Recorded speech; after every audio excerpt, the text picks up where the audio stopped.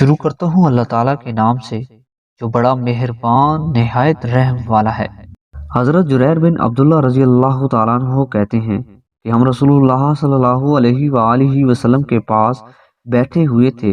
آپ نے 14ویں کے چاند کی طرف دیکھا اور فرمایا، ان قریب تم لوگ اپنے رب کو دیکھو گے جس طرح اس چاند کو دیکھ رہے ہو کہ اس کے دیکھنے میں تمہیں کوئی پریشانی لاحق نہیں ہو رہی ہے۔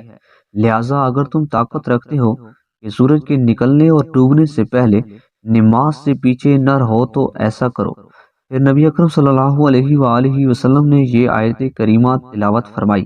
ترجمہ: اپنے رب کی تسبیح و تحمید بیان کیجئے سورج کے نکلنے اور ڈوبنے سے پہلے۔ حضرت ابو ہریرہ رضی اللہ تعالیٰ عنہ کہتے ہیں کہ رسول اللہ صلی اللہ علیہ وآلہ وسلم نے فرمایا، کیا تمہیں 14ویں رات کو چاند دیکھنے میں مشقت ہوتی ہے؟ صحابہ نے کہا، جی نہیں۔ فرمایا، اسی طرح قیامت کے دن تمہیں اپنے رب کی زیارت میں کوئی مشکل نہیں ہوگی۔ حضرت ابو سعید خدری رضی اللہ تعالیٰ عنہ کہتے ہیں کہ ہم نے کہا، اللہ کے رسول، کیا ہم اپنے رب کو دیکھیں گے؟ آپ صلی اللہ علیہ وآلہ وسلم نے فرمایا، کیا تم ٹھیک دوپہر میں سورج دیکھنے میں کوئی دقت اور پریشانی محسوس کرتے ہو جبکہ کوئی بدلی نہ ہو؟ ہم نے کہا، نہیں۔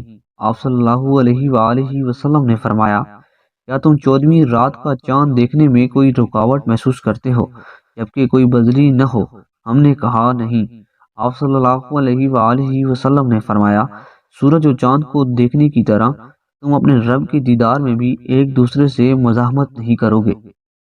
حضرت ابو رزین رضی اللہ تعالیٰ عنہ کہتے ہیں کہ میں نے عرض کیا، اللہ کے رسول، کیا ہم اللہ تعالیٰ کو قیامت کے دن دیکھیں گے اور اس کے مخلوق میں کیا نشانی ہے؟ آپ صلی اللہ علیہ وآلہ وسلم نے فرمایا، ابو رزین، کیا تم میں سے ہر ایک چاند کو اکیلا بلا کسی روک ٹوک کے نہیں دیکھ لیتا ہے؟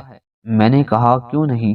آپ صلی اللہ علیہ وآلہ وسلم نے فرمایا، اللہ اس سے زیادہ عظیم ہے اور اس کی مخلوق میں یہ چاند اس کے دیدار کی ایک نشانی ہے۔